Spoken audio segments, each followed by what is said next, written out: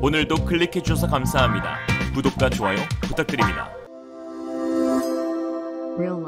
KF-21 이착륙의 비밀이 밝혀지자 주변국 초비상사태, 울릉공항에 배치될 KF-21이 동북아 게임체인저인 이후 최근 2차 시험비행까지 성공한 KF-21은 이륙과 착륙에서 모두 안정적인 모습을 보여주었습니다. 특히 첫 시험비행 조종사로 나선 안준현 소령은 성공 소감을 밝히며 KF-21 CJ1호기는 이륙 시 가속력이 우수했고 상당한 무게를 가졌음에도 불구하고 착륙 충격도 매우 적어 부드럽게 착륙했다며 이착륙 성능에 대한 우수성을 언급한 바 있는데요. 이는 KF-21이 추력대 중량비가 매우 우수한 기체이기 때문입니다. KF-21은 같은 F414 엔진을 사용하는 FA-18EF보다 작고 가벼우며 동급 추력의 F-35보다 ing면 하중이 작다는 이점을 가지고 있습니다. 하나의 엔진이 애프터버너 가동 시 최대 출력은 22,000파운드, 두 엔진 모두 가동 시 44,000파운드의 추력을 제공하는데요. 엔진 제작사인 GE는 최근 발표를 통해 현재 모델보다 출력이 18%나 증가된 F414 엔핸스트 엔진 이하 22 모델을 개발 중이고, 기존 F414 엔진은 리트로피트 방식으로 F414 22 모델로 업그레이드할 수 있습니다. 이로써 52,000파운드의 추력을 갖게 되는 것이죠. GE의 R 딜리베로 부사장은 F414-22의 여러 이점들이 추후 한국의 KF-21에도 적용될 수 있을 것이라고 밝혔는데요. 이렇게 되면 KF-21은 동급 기체 가운데에서는 비교 대상이 없는 추력대 중량비를 갖게 될 수 있습니다. 또한 착륙을 도와주는 랜딩 기어는 5세대 스텔스 전투기 F-35에 탑재되는 것과 일치한데요. 2016년 한화는 KF-21 착륙 장치 국산화를 위해 세계 2위의 랜딩 기어 전문 업체인 캐나다의 헤로스 데브텍사와 기술 협력 계약 을 체결했고 현재 국산화가 완료되었습니다. 이와 관련해 더 에비에이셔니스트의 스테파노 디루스 기자는 우리가 이미 보도한 바와 같이 KF-21은 다른 5세대 디자인과 매우 유사하다며, 특히 한국 제트기는 유사한 쌍꼬리, 일반적인 코 부분, 입구 모양을 포함하여 F-22 랩터와 많은 유사성을 공유하지만 KF-21에 사용된 기술의 약 65%는 한국의 순수 기술이며 한국산 능동형 A사 레이더는 현재 보잉 737-500에서 시험되고 있다고 하였습니다. 중국 매체와 네티즌들은 어차피 미국 기술 기반으로 만들어져 아무리 잘 만들어도 랩터 짝퉁이다 라고 이야기하지만, 사실 첫 초음속 전투기를 개발하는 한국 입장에서 랩터 짝퉁 소리 들으며 기분 나쁘기는커녕 아 땡큐죠. 랩터가 어떤 기체입니까? F-22 랩터는 이미 전투기계의 신화입니다. 불필요하다 싶을 정도로 너무 사양이 뛰어난 나머지 수출은커녕 자국에서도 생산을 멈추고 있는 상황인데요. 러시아와 중국 전투기 상대로 쓰기에는 너무 고스펙입니다. 지난 2006년 미국 알래스카 일대에서 펼쳐진 미 공군 전투기들 간의 연합훈련인 노던 엣지에서 랩터는 F-15, F-16, FA-18 등 전투기들과의 모의 공중전을 펼쳐 무려 144대 0이라는 경이적인 승리 기록을 수립한 바 있습니다. 당시 훈련에서 격추 판정을 받은 전투기 조종사들은 자신들이 피격된 줄도 몰랐다고 밝혀 전세계를 깜짝 놀라게 했는데요. 특히 F-22가 보유하고 있는 STOL 단거리 이착륙 기능은 미국 군사 기술력의 결정체이자 랩터의 사기템 중 하나로 꼽힙니다. F-22 랩터의 전투기 항법 및 무장 시스템 소프트웨어 개발 총괄을 맡은 박시몽 박사의 데이터를 기반으로 KF-21은 F-22와 유사한 형태를 갖게 될 수 있었지만 가장 큰 차이가 발견되는 곳이 있는데요. 바로 후면부입니다. 랩터에는 STOL을 가능하게 하는 추력 편향 노즐이 달려 있습니다. 엔진 배출구에 위아래로 움직이는 노즐을 달아 배출 방향을 조절할 수 있게 만들어주는데, 이로 인해 기동성 향상은 물론 추력 방향을 바꿔 마치 수직 상승하는 듯 짧은 이륙거리를 가능하게 해줍니다. 이러한 단거리 이착륙은 유사시 민간공항의 짧은 활주로를 이용할 때는 물론 특히 해군 항공대의 함재기에는 필수적인 조건인데요.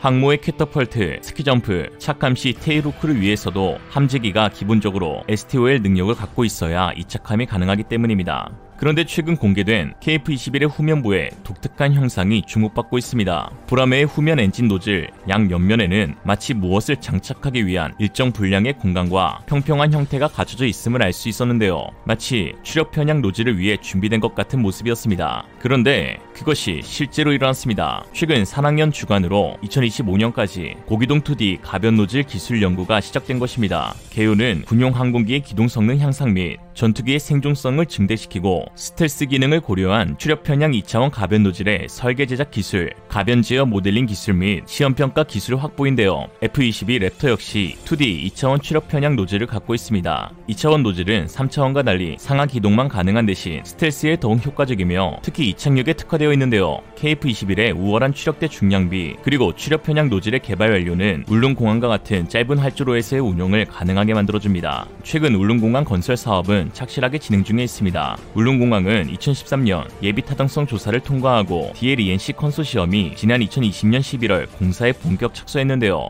울릉공항은 울릉도 남쪽에 있는 사동항 일원에 50인승 소형 항공기가 취항할 수 있는 소형 공항으로 계획되었는데, 특히 육지와 이어지는 바다를 메워 짓는 공항으로 국내 최대 규모의 고난이도 해상 매립 공항으로 건설되고 있습니다. 주 목적대로 민항공항으로 운용될 예정이지만, 한편으론 울릉도가 가지고 있는 지정학적, 전략적, 군사적 가치가 매우 높은 만큼 유사시 군용 항공으로 사용될 가능성도 배제할 수 없습니다. 그러나 전투기를 비롯한 군용기가 이착륙하기에는 활주로가 짧다는 지적도 있는데요. 처음 사업이 추진될 때만 해도 예비 타당성 조사를 통과하기 위해 사업 비용이 축소되면서 활주로 길이를 1100m로 줄였습니다. 그러나 불행 중 다행인 점은 사업을 검토하면서 향후 다양한 측면에서의 활용이 가능하다는 판단하에 활주로 길이가 조정되었고, 2015년경 국토교통부에서 1007억 추가 투입해 1200m로 활주로 길이를 다시 늘렸습니다. 현재 정치권에서는 활주로 길이 연장에 관한 이슈가 화두로 떠오르고 있고, 국민들 역시 군사적 측면을 고려해 보다 더 안정적이고 긴 활주로를 건설하기를 한 목소리로 원하고 있는지라 활주로 길이 연장 가능성은 얼마든지 있는 상황입니다. 그렇다면 과연 KF-21은 울릉공항에서 이착륙이 가능할까요? 결론 먼저 말씀드리면 충분히 가능하다고 감히 단언할 수 있습니다. 단 여기에는 조건이 붙는데요.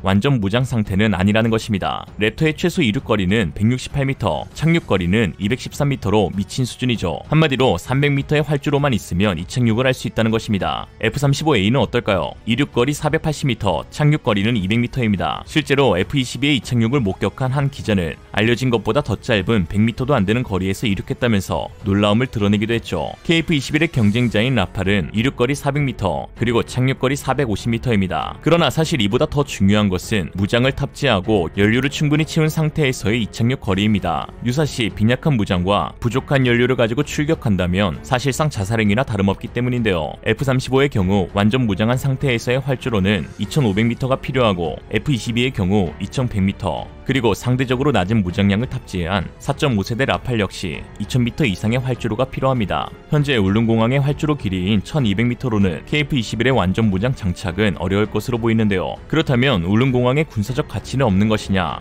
또 그렇지만은 않습니다. 그럼에도 불구하고 울릉도는 동북아 최고의 군사적 요충지로서의 가치를 지녔기 때문에 유사시 불치망모로의 변화는 항상 염두에 두어야 하는데요. 현재 우리나라의 독도 인근 한국 방공식별구역 카디즈는 사실상 주변국들의 놀이터라고 불려도 무방합니다. 중국은 물론 러시아, 일본 군용기의 카디즈 침범은 매년 300회가 넘는 수준으로 최근 5월에도 중국 군용기 2대와 러시아 군용기 4대가 진입 후 이탈하였습니다. 이들 군용기의 대부분의 루트가 한국과 일본 사이 독도를 지나고 있기 때문에 울릉공항의 군사화가 이루어지면 상당한 억제력을 갖게 될 것입니다. 적 항공기가 영공을 침범한다 하더라도 실제 전투로 이어지는 경우는 드물고, 상대국의 군용기 정찰기에는 무장을 탑재하고 있지 않은 경우가 다반사이기에 KF-21이 공대공 무장을 장착하고 울릉공항에서 이륙한다는 것 자체만으로도 상당한 억제력을 발휘할 수 있습니다. 할 수 있고 없고의 차이는 하늘과 땅 차이죠. 또한 울릉공항이 건설되면 우리 공군의 작전 반경이 넓어지게 되고, 우리 공군 전투기들이 돌발 상황을 겪을 때 충분히 비상 착륙할 수 있는 공항으로도 사용이 가능한데요. 모든 전투기들은 이륙보다 착륙 시 더 짧은 활주로를 필요로 하는데, 완전 무장을 탑재한 경우에도 1000m 이내의 활주로만 확보하면 안전하게 착륙할 수 있습니다. 이런 상황 가운데 지난 7월 20일 미국의 보잉사가 인도 해군과 함께 펼친 훈련이 세계적으로도 주목받고 있는데요. 최근 인도 해군은 FA-18 슈퍼호넷을 함재기로 사용하기 위해 단거리 이착륙 훈련 영상을 공개했는데, 보잉사가 인도 해군 지상기지에 항모스키 점프대를 그대로 복제하여 지상 활주로에 설치한 것입니다. 이 훈련은 미국 메릴랜드주 해군항공 기지에서도 진행되었었는데요. 인도 비크란트급 항공모함의 활주로 길이인 162m에서 진행된 이번 훈련에서 모든 인도 해군의 슈퍼호넷이 성공적으로 이륙하였습니다. 이는 울릉공항 적용을 충분히 고려할 수 있는 부분이죠. 이렇게 말씀드리면 민항기는 생각 안 하냐? 울릉공항은 애초에 목적이 민항공항이다 라고 하실 수 있지만, 보잉사에 따르면 스키점프대 제작 및 설치는 수개월이면 가능하고 탈착에 용이하다고 하였습니다. 육안상으로도 그렇게 보이고요. 한반도 지형적 특성상 어느 한 곳이라도 우리군의 작전 반경을 넓힐 수 있는 요충지가 꼭 필요한 상황인 만큼 울릉공항의 KF-21 운용에 대한 고려는 많으면 많을수록 좋습니다. 일본 또한 전투기를 배치할 섬을 확보하기 위해 최근 부단히 애를 쓰고 있는데요. 일본 정부는 최근 주일 미군 항공모함 함재기에 이착륙 훈련 부지로 제공하기 위해 열도 남단 마게시마 섬을 160억엔 1760억에 매수하는 계약을 체결했습니다. 미국 CNN은 마게시마는 불치망모의 역할을 할 것이라고 예측하였는데요. 문제는 일본 매체에 따르면 유사시 주일미군뿐만 아니라 일본 항공자위대와의 합동 운용이 가능하다라는 것을 명시했다는 것입니다. 일본이 생각하는 유사시가 언제인지는 일본 자위대만 알고 있겠죠. 더욱이 이 인근은 이오도 및 칠강구와 불과 300여 킬로미터밖에 떨어지지 않았는데요. CNN은 일본 정부의 마기시마 구입이 더 큰 목표를 가지고 있을 수도 있다고 분석하면서 적절한 시설이 완성되면 마기시마는 일본 자위대의 항구적인 기지로서의 역할도 완수할 수 있을 것이라고 했습니다. 미일 양국은 유사시 오키나와 미군 기지에 배치된 미 전투기를 마기시마로 옮기는 방안에 대한 연구에도 착수한 것으로 알려져 있는데,